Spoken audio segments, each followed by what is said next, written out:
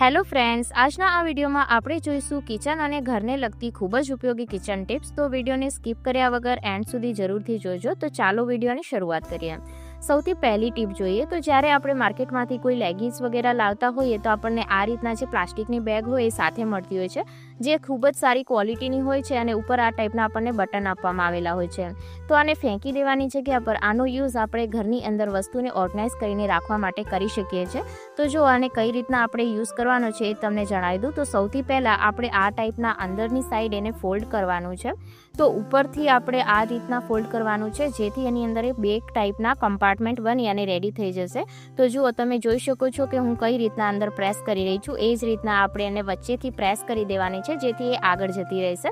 તો જુઓ તમે, આ રીતના આપણે એને પ્રેસ કરવાની છે ને એકદમ સારી રીતના એને ફોલ્ડ કરવાની છે. ત્યારબાદ નીચે તમે અહીંયા હોટ ગ્લુ ગન આવે એનાથી પણ એને સ્ટીક કરી શકો છો. અત્યારે હું સ્ટેપલરનો યુઝ કરી રહી છું. તો આ રીતના આપણે સ્ટેપલરની મદદથી નીચેથી આપણે એને પેક કરી દઈશું, જેથી આપણે એને કોઈ પણ વસ્તુ રાખવા માટે યુઝ કરીએ તો નીચેથી બિલકુલ પણ એ વસ્તુ નીકળે નહીં. તો જુઓ તમે અહીંયા જોઈ શકો છો કે મારી બધી જ બાજુ સારી રીતના સ્ટેપલર લગાવી લીધા છે. તો અહીંયા તમે જોઈ શકો છો 0 ખર્ચમાં આપણું એક ઓર્ગનાઇઝર બનીને રેડી થઈ ગયું છે. અને આ રીતના કરવાથી આની અંદર 2 કમ્પાર્ટમેન્ટ બની ગયા છે. તો જુઓ, આનો ઉપયોગ આપણે કઈ રીતના કરી શકીએ કે જ્યારે ક્યાંય બહાર આપણે જતા હોઈએ ત્યારે આપણે કોસ્મેટિક રાખવા માટે પણ આનો ઉપયોગ કરી શકીએ છીએ. બેગની અંદર તમે આ રીતના પાઉચ છે સાથે લઈને જઈ શકો છો. જ્યારે નાની નાની વસ્તુને ઓર્ગનાઇઝ કરીને રાખવી હોય તો આ પાઉચ છે ખૂબ જ ઉપયોગી થાય છે. તો અહીંયા તમે જોઈ શકો છો કે 2 કમ્પાર્ટમેન્ટ હોવાથી બધી જ વસ્તુ સારી રીતના આમાં અરેન્જ થઈ ગઈ છે. એના સિવાય તમારી સાથે એક બીજો ઉપયોગ પણ શેર કરી દઉં. તો જે બાળકોના ક્રેયોન્સ હોય, કલર હોય, એને ઓર્ગનાઇઝ કરીને રાખવા માટે પણ આપણે આ પાઉચનો ઉપયોગ કરી શકીએ છીએ. આની અંદર 2 કમ્પાર્ટમેન્ટ બનેલા છે, તો બાળકોની સ્ટેશનરી આપણે ઇઝીલી આની અંદર રાખી શકીએ છીએ. તો આનો ઉપયોગ તમે ઘણી રીતના ઘરની અંદર કરી શકો છો. નેક્સ્ટ ટીપ જોઈએ એના પહેલાં અમે કિચન માટે એક પ્રોડક્ટ મંગાવ્યું છે, જેની ડિટેલ તમારી સાથે હું શેર કરી દઉં. તો આ છે અગારો એલિટ હાર્ડ એનોડાઇઝ તડકા પેન. 3 mm ની આની થિકનેસ છે અને હાર્ડ એનોડાઇઝમાં અંદરનું મટીરિયલ એલ્યુમિનિયમ હોય છે, જેના પર એક ઇલેક્ટ્રોકેમિકલની પ્રોસેસ કરીને કોટિંગ કરવામાં આવે છે, જેથી એલ્યુમિનિયમ છે એ જમવાની અંદર લીચ નથી થતું. અને 11 સેન્ટીમીટર આનું ડાયામીટર છે. તો સાઇઝ પણ ખૂબ જ સારી છે અને સ્ટેનલેસ સ્ટીલ રિવર્ટેડ હેન્ડલ આપેલા છે. હેન્ડલની ગ્રીપ ખૂબ જ સારી છે અને આ રીતનું જે હેન્ડલ છે એના કારણે જ્યારે આપણે ગેસ પર મૂકીએ ત્યારે બિલકુલ પણ વેસ્ટેજ નથી થતી. અને આની અંદર આપણે વધારે પ્રમાણની અંદર વઘાર બનાવી અને રેડી કરી શકીએ છીએ. આ કુકવેર નોન ટોક્સિક છે. તો હવે આપણે દહીંનું રાયતું બનાવી લઈએ. તો એના માટે દહીંને મેં ફેટી લીધું હતું, જેની અંદર આપણે ઝીણું સમારેલી ડુંગળી અને ઝીણી સમારેલું ટમાટર ઉમેરી દઈશું. અડધી ટેબલસ્પૂન જેટલું ધાણા જીરું પાવડર, અડધી ટેબલસ્પૂન જેટલું લાલ મરચું પાવડર, સ્વાદ અનુસાર નમક અને ચપટી આપણે એની અંદર બ્લેક સોલ્ટ ઉમેરી દઈશું. આ બધાને સારી રીતના મિક્સ કરી લઈશું અને હવે આપણે દહીંના રાયતામાં તડકો લગાવી લઈશું. તો સૌથી પહેલાં આપણે તડકા પેનને પાણીથી વોશ કરી લઈએ, કારણ કે નવું વાસણ છે તો આપણે એને ધોઈને જ યુઝ કરવું જોઈએ. ત્યારબાદ આપણે એને ગેસ પર મૂકી દઈશું અને ગેસને આપણે ઓન કરી લેવાનું છે. તડકા પેનનો યુઝ આપણે દરેકના ઘરમાં ડેલી કરવામાં આવતો હોય છે. તો જો સારું તડકા પેન હોય તો આપણું કામ ઘણું ઇઝી થઈ જાય છે. ત્યારબાદ આપણે એની અંદર તેલ ઉમેરી દઈશું અને તેલને થોડું ગરમ થવા દઈશું. તેલ અહીંયા આપણું ગરમ થઈ જાય એટલે એની અંદર 1 ટેબલસ્પૂન જેટલી રાઈ ઉમેરી દઈશું. તમે અહીંયા ઈદડા, ઢોકળા વગેરેની અંદર વઘાર રેડી કરવા માટે આ તડકા પેનનો યુઝ કરી શકો છો. તેમજ આપણે દાળમાં તડકો લગાવવા માટે પણ આનો યુઝ કરી શકીએ છીએ.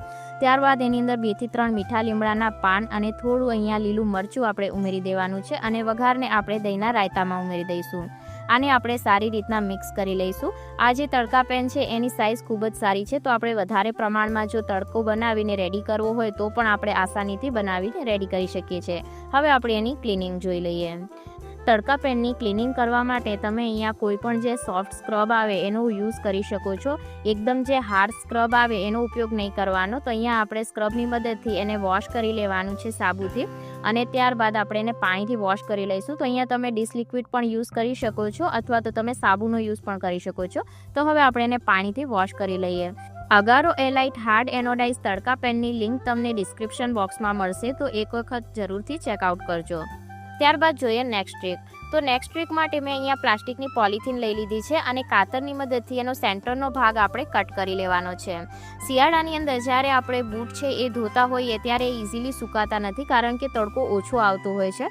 તો આજે આપણે બૂટ આસાનીથી સુકાઈ જાય એના માટે આ પ્લાસ્ટિકની જે થેલી છે એનો ઉપયોગ કરવાનો છે. તો અહીંયા જો મેં આ રીતના કટ કરી લીધું છે. તો અહીંયા સેન્ટરમાં કટ કર્યા બાદ આપણે જે બૂટ છે એને ઉપરથી આ રીતના મૂકી દેવાના છે. તો અહીંયા તમે જોઈ શકો છો કે આ રીતના મૂકશું એથી પાણી છે એ બધું જ નીતરી જાય. ત્યારબાદ જે એના બંને આ છેડા છે એને આ રીતના પકડી લેવાના છે અને એના પર આપણે જે કપડાં સૂકવવાની ક્લિપ હોય એને આ રીતના લગાવી દેવાની છે. ત્યારબાદ આ જે ક્લિપ છે એને આપણે કપડાં સૂકવવાની દોરી પર આ રીતે લગાવી દઈશું, જેથી આસાનીથી જેટલું પણ પાણી હશે બધું નીચે નીતરી જશે. જો તમારી પાસે હેંગર ના હોય તો આ રીતના તમે બૂટ છે એને આસાનીથી સૂકવી શકો છો. ત્યારબાદ જોઈએ નેક્સ્ટ ટ્રીક. આલુ છે એક એવી કોમન સબ્જી છે કે જે દરેકના ઘરમાં બનતી હોય છે અને બધાને જ ભાવતી હોય છે. ઘણી વખત આલુની ચિપ્સ બનાવતા હોઈએ અથવા આલુની સબ્જી બનાવતા હોઈએ તો જે આપણે એની છાલ છે એ કાઢી દેતા હોઈએ છીએ. આ છાલને આપણે ડસ્ટબિનમાં ફેંકી દેતા હોઈએ છીએ. તો આજે હું તમને આ છાલનો એક યુઝ બતાવીશ. તો આને આપણે ડસ્ટબિનમાં ફેંકશું જરૂર, પણ એનો ઉપયોગ કર્યા બાદ. તો જો શું કરવાનું છે, અહીંયા મેં આ છાલ છે એને કાઢી લીધી છે. હવે આને આપણે સિંકની અંદર આ રીતના મૂકી દેવાની છે. આલુની જે છાલ હોય છે એની અંદર અમુક એવા વિટામિન અને એવા ગુણ હોય છે જેના લીધે જો આપણે સિંકની ક્લિનિંગ કરવામાં આવે તો જે સ્ટેનલેસ સ્ટીલની જે સિંક હોય છે એના પર એક ચમક આવી જાય છે. તેમજ જે આલુ છે એના કારણે જે સિંક હોય એના પર પાણી બિલકુલ ટપતું નથી, જેથી જે પાણીના ડાઘ લાગી જતા હોય ને એ બિલકુલ પણ નથી લાગતા. તો જો આ રીતના એને 2 થી 3 વખત આપણે રબ કર્યા બાદ હવે જે છિલકા છે એને આપણે ડસ્ટબિનમાં ફેંકી દઈશું અને આને આપણે પાણીથી વોશ કરી લઈશું. તો જો અત્યારે હું તમને અહીંયા ડિફરન્સ બતાવી રહી છું કે જે આ ડિફરન્સ છે આમાં કેટલો બધો આવી ગયો છે. જે સિંક છે એની અંદર કેટલી સરસ શાઇન આવી ગઈ છે. તો આ રીતના તમે આલુની જે છાલ હોય એનાથી સિંકને ક્લીન કરી શકો છો. ત્યારબાદ જોઈએ નેક્સ્ટ ટીપ. આપણા ઘરની અંદર એલ્યુમિનિયમ ફોઇલ પેપરના રોલ હોય કે પછી બટર પેપરના રોલ હોય એ આ રીતના વિખાઈ જતા હોય છે અને વારંવાર આપણે એને ઠીક કરવા પડતા હોય છે. તો જો તમારી પાસે કોઈ પણ એવો રોલ હોય કે જે વારંવાર નીકળી જતો હોય તો એના માટે જે આ બોબી પિન આવે એનો યુઝ તમે કરી શકો છો. આ બોબી પિનથી આપણે આ રીતના એને સ્ટક કરી દેવાનું છે, જેના લીધે શું થશે કે રોલ બિલકુલ પણ વિખાશે નહીં. તો આ રીતના તમે કોઈ પણ રોલને સિક્યોર કરી શકો છો. જો આજનો વિડીયો પસંદ આવ્યો હોય તો વિડીયોને લાઇક અને શેર જરૂરથી કરજો.